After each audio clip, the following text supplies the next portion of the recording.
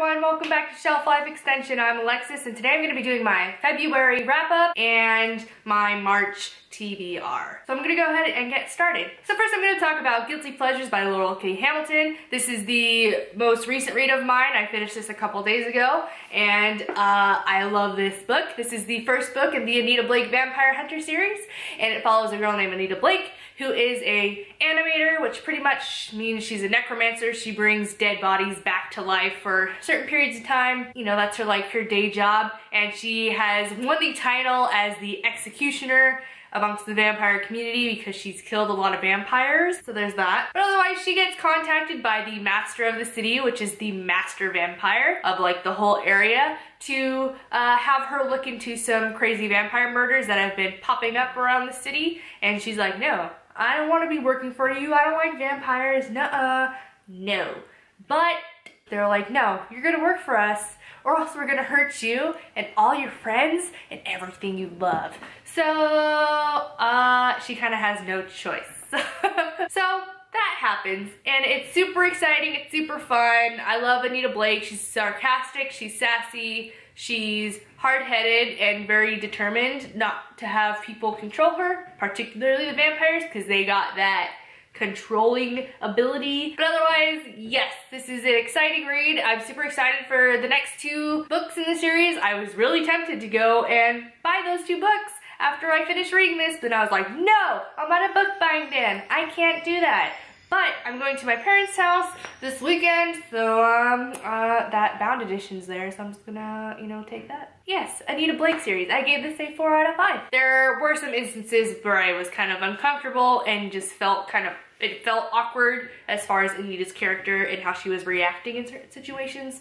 But yes, if you haven't checked out the Anita Blake series, like I've been saying, you should check it out. Next, I'm gonna talk about Poltergeist by Kat Richardson. This is the second book in the Grey Walker series, the first being Grey Walker. This was the first book that I read this month, so I don't remember much. It follows a girl named Harper who is a private investigator based in Seattle, and she has the ability to manipulate the Grey, which is the paranormal existence that coincides with our own. And yeah. So in this book, she is contacted by a professor at the Puget Sound University who is conducting a experiment with a group of volunteers to produce a poltergeist. I don't know. They do. Things start to happen. People start to die. And he's like, someone is screwing with my experiment. And she's like, hey, I think you have like a legit poltergeist going on, because she could tell, right? So yeah, so that happened. I did enjoy this book, but I didn't realize there was so many problems with it until I was done reading it, because then I remembered the first book and I was like, whoa, none of the stuff that was like mentioned in the first book was mentioned in here. So what is up with that? But otherwise, I am unsure if I want to continue the series. If I do, it won't be anytime soon, it'll be later down the line. But I am very interested in seeing how a certain character's plotline and storyline continues. And I just know that this could get super intense if I continued with it. So, I'm conflicted.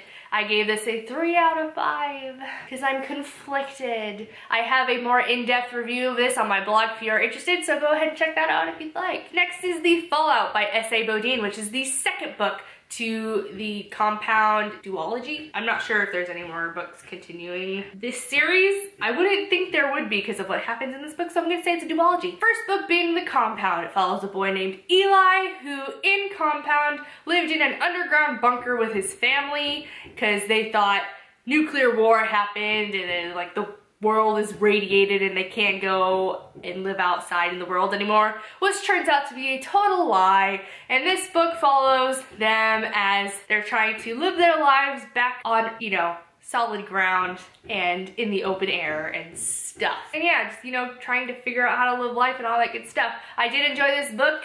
I did enjoy The Compound, but I did have some problems with this. I gave it a 4 out of 5, but because I still enjoyed it.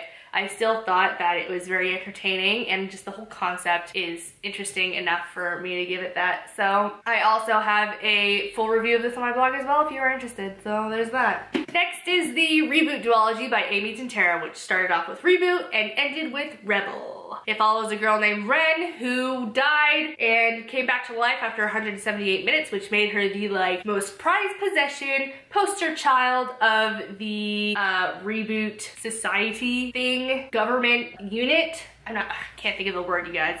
Words.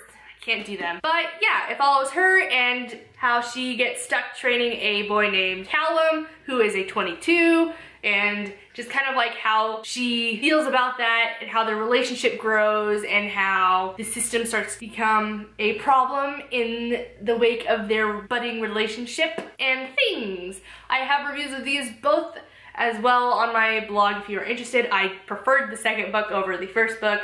I felt like at some points the way that Ren reacted and acted towards certain things just weren't realistic to her situation. Cause like Ren is supposed to be like pretty much void of humanity, and she has emotions, but she doesn't feel them the same way that people do. And she can't express them the same way that normal humans do. But at certain points, she would be really expressing things and doing things, and you're just kind of like, hey, you were like the poster child Reboot for like the past 5 years. You can't just throw that out the window just because you think you like someone. Just saying. Otherwise, yes, I did enjoy both of these books. I gave them both 4 out of 5.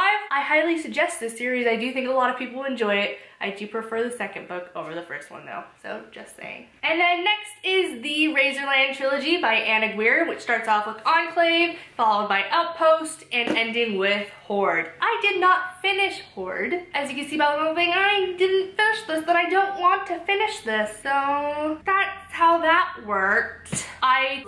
The whole concept of this trilogy is what makes me really like it, but damn it, that third book. Second book is my favorite, you guys. Outpost is my favorite. I filmed a video discussing this series. If you are interested, please let me know, because I'm not really sure if you guys would want to see that or not. But I have a lot of problems with this trilogy, and due to the failure of the third book, my whole opinion of the whole series kind of fell apart.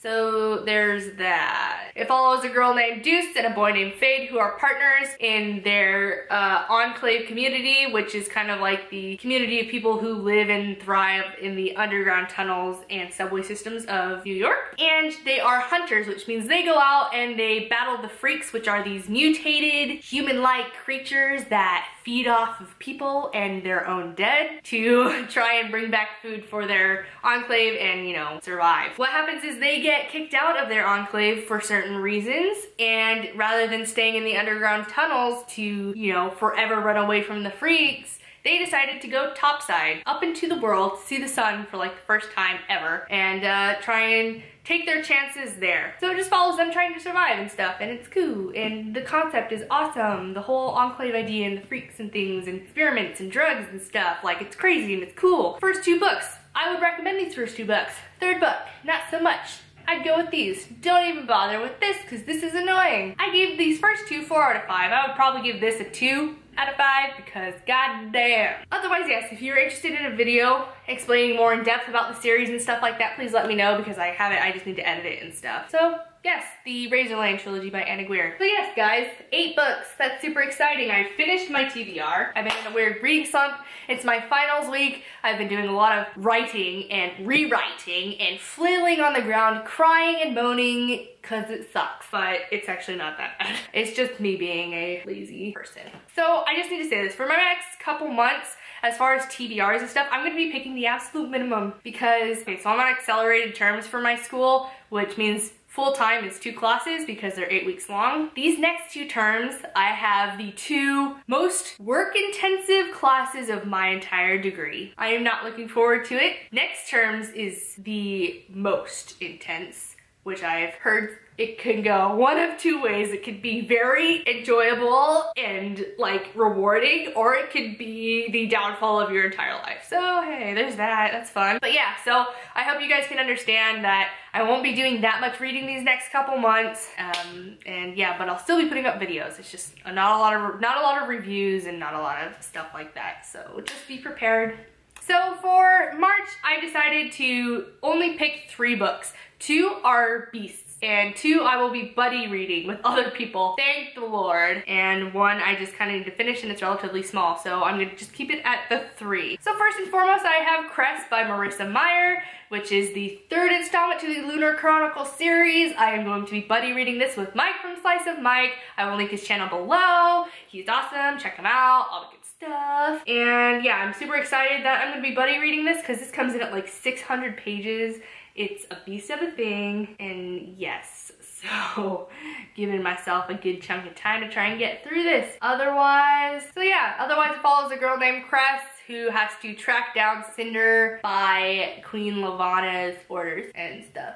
I don't really know what else to say about it, but I'm excited to get to it. So there's that. Next is Outlander by Diana Gabaldon. This as well is a huge beastly thing, and I'm going to be buddy reading this with Annie from Bear's Books. I will also link her channel down below. Y'all should check her out. She's kind of awesome. And yes, so we're gonna do this.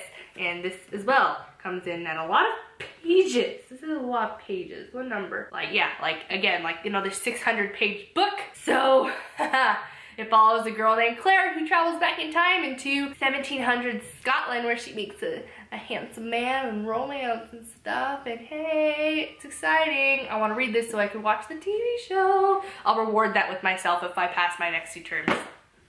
And if I have the time, I'm going to finish Hounded by Kevin Hearn, which is the first book in the Iron Druid Chronicles. I started this a while ago. I never finished it. I got about halfway, but I'm gonna like restart the whole thing because I remember it's in like bits and pieces, but not enough.